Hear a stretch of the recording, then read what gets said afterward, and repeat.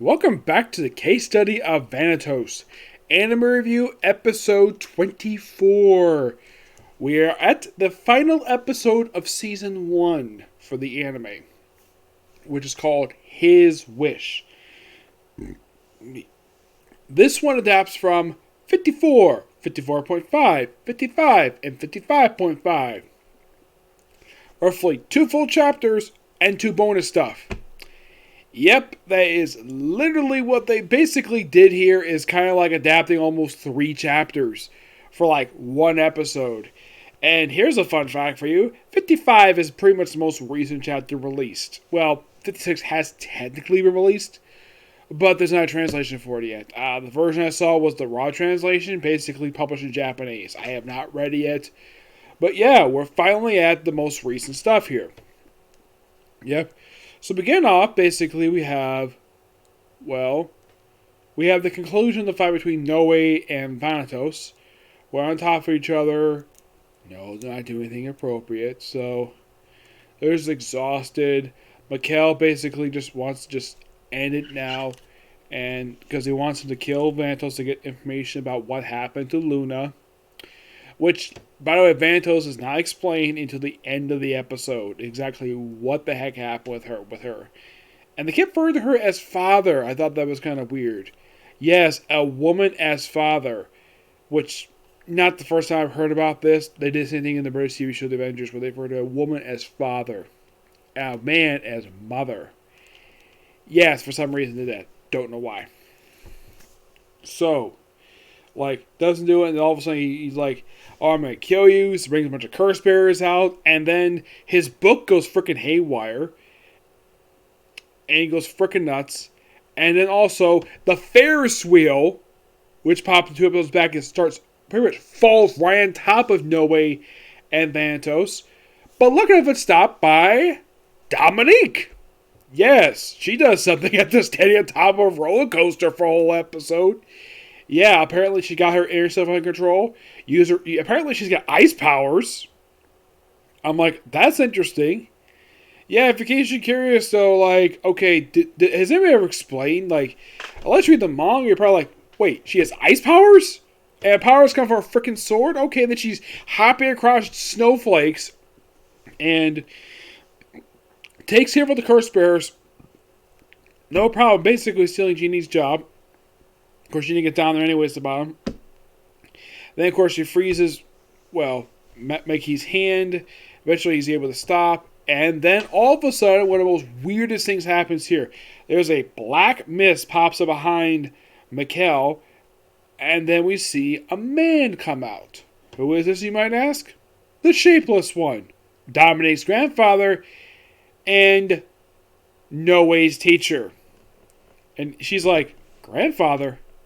He's like, teacher? Yeah, apparently also he changed his name to Carmine, I think it's Carmine German, I think as he pronounced his name. Which I'm like, that's interesting. Now, yes, this guy definitely, apparently he's got a new form.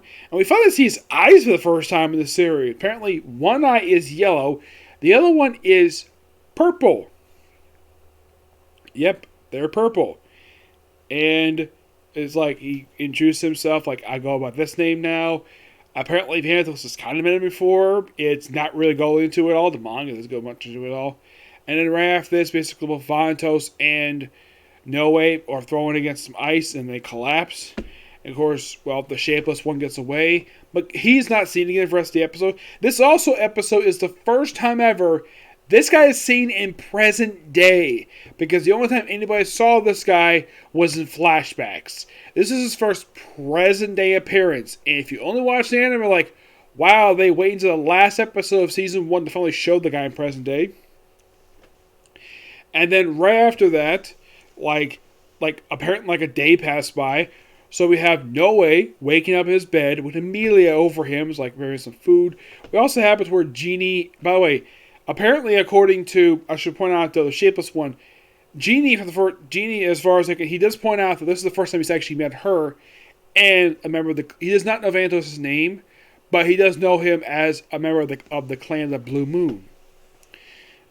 In the case, like I said, of Vanitas, it's implied to him before. For Genie, this is the first time he's ever met Genie. Yep. Of course, Jeannie knows exactly who this is. This is the Shapeless One. Dominique's, well, the former head uh, the family. For some reason, he's gone by a different name now. It's not really explained why. Because this is basically the most recent stuff here. And then, of course, basically we have Dominique and Jeannie just talking in the cafe down below. And of course, Noe's told by Amelia where Vanitas is, where he's on the rooftop. They chat for a bit, and then Mikhail shows up and admits that, well, this is where we reveal exactly what happened with Luna. So Vanitas killed her because someone stole her true name, and he wants to do all the stuff from the Blue Moon stuff in order to avenge her. And of course, Mikhail basically requests that Noe tells the bigwigs that Dominique was not responsible for killing those vampires. It was all him.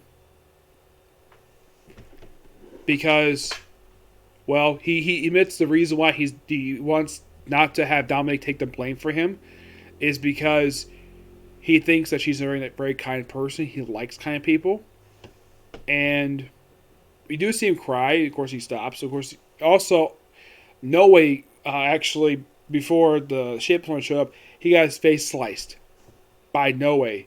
Which, that was interesting. As far as I can tell for him, that's the first time he's ever used his nails like that before.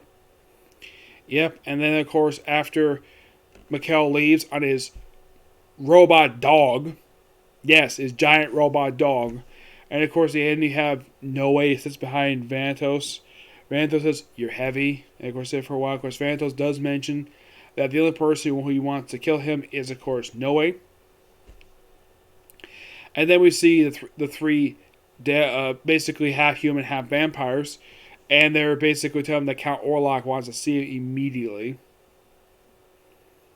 And then, of course, well, prior to this, they actually have the opening title sequence, the music play over the course of the ending. And that's the episode. Yep. Pretty good episode, and it does pretty much wrap up the story arc in a nice low bow. If you're curious, though, was there any, changes here? Not really, no. Not that I can tell anyways. Yeah. So, that's going to be pretty much it for this particular review. Next is going to be my final thoughts on Season 1 of this anime. Okay? Next video. Bye.